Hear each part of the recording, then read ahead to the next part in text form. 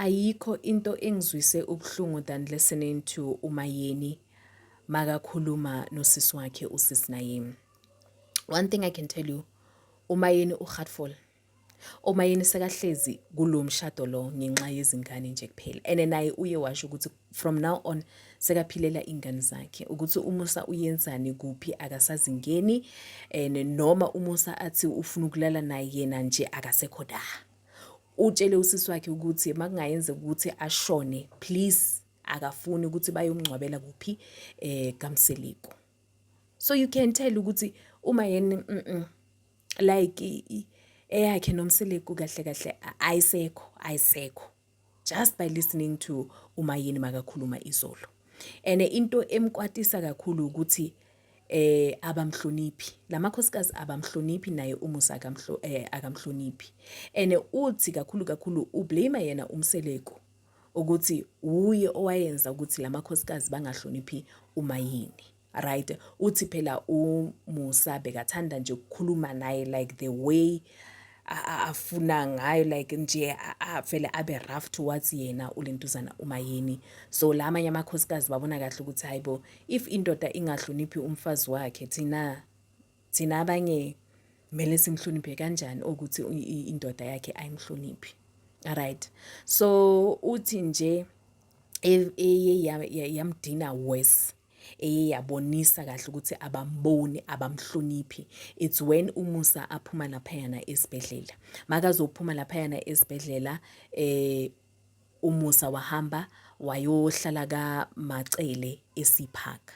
Uthi no problem, I did not have a problem with that and ngangiready ukuthi kumele ukuthi ngilekelele ubani uMacele. Hayi ke uthi uzofuna laphayana eSeapark batshela ukuthi hayi ke Macele sengiready ukukulekelela ntombo ngomusa ngokunakekela umusa.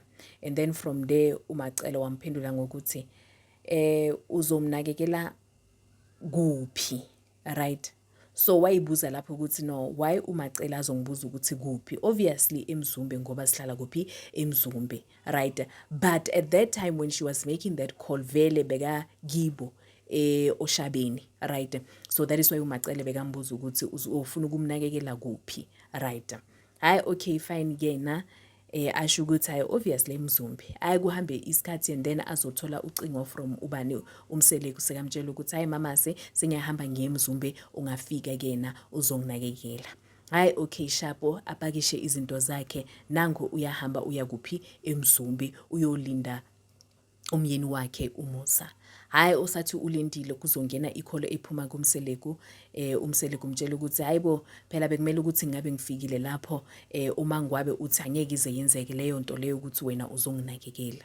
Hayibo amangala uMayeni ukuthi hayibo uma ngwabe ungena phi angithi ongifunelile wangitshela ukuthi ngizokuthola la manje mina sengifikile angikufici sengiyukulindile ke. Right, so uthi wabonaka lapho ukuthi hayibo number 1 uma ngwabe ufike after yena. Right, ene naye uMayeni umfazi kabani umfazi kaMusa.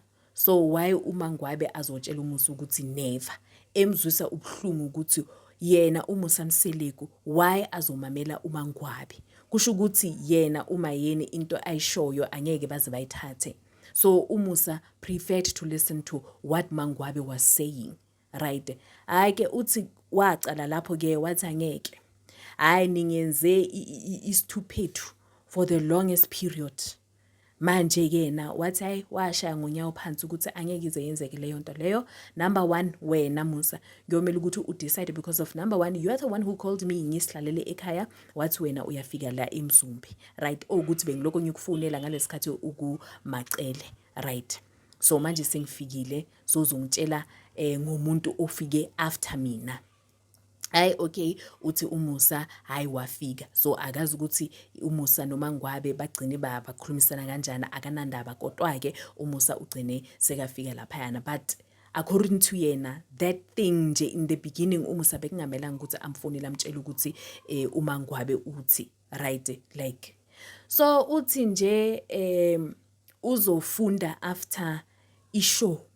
Right, ukuthi hayi uMangwabe uye wathi kulentuzana on the previous season wathi yena aka understand ukuthi why bekumele ukuthi uMusa azonakekelwa ubani uMayeni uqhamukaphi bona umacele uMakhumalo naye uMangwabe according to uMangwabe beboyi-3 nje kuphela right during i-decision making ngalesikhathi uMusa agula nani right so uMangwabe uye wakhuluma ukuthi uMayeni uqhamukaphi because of bekangena ndaba but if you recall very well uMayeni wayekhona uye wafika lapha nesibhedlela uMayeni also contributed towards imali that was needed for ukuthi uMusa abe right so uthi hayi ke labantu laba kusho ukuthi mina abangiboni ngalutho ayikho into engizoyenza as uMayeni and then from there ibe enough for bona right and then enye into eyamzwisa ubuhlungu ukuzwa off camera ukuthi kunamakhosikazi athi bona uMayeni uforce uMusa Mseleki ukuthi amthengele indlu uthi leyo nto leyo ayimphathanga kahle right but which is I understand why would these wives say ukuthi uMayeni uforce uMseleki and one thing angeke baze bayicambe leyo nto leyo kusho ukuthi at some point uMusa uye watshela lamakhosikazi ukuthi hayibo phela uMayeni mina ungiforce ukuthi ngimthengele indlu right so uthi imzwise ubuhlungu leyo nto leyo right because yena akaze aforce uMusa ukuthi amthengele indlu right so more than anything kahle indlu it's for abantwana so yena uMayeni naye uzalele ubani uzalele uMusa so aka understand ukuthi why kuzothiwa hehe uMayeni uforce uMusa. Guys, ibhlungu man indaba kaMayeni and she even said it ukuthi ufila engathi yena iphutha ukuthi ushade kaMseleki uyazisola nokuthi why anikeze uMusa izingane ezingaka ngabe nje uye wagcina ngompumelelo so man uMayeni ungizwise ubuhlungu to be honest like ungizwise ubuhlungu and yeah hayi ungizwise ubuhlungu.